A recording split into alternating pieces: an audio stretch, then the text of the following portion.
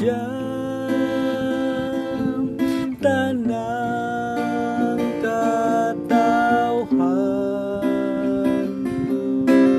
Gihigugma kita niya pag-ayo sa gugmang walay pagluban,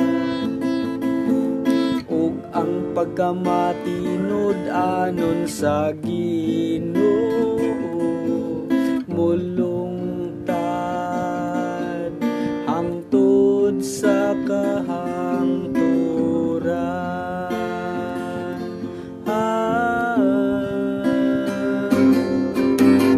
Gayga ang Ginoo tanang kanasuran. Gayga ninyo siya tanang katawhan. Gihigugma kita niya pag-ayo sa gugmang walay pagluban, ug ang pagkamatinod anon sa Ginoo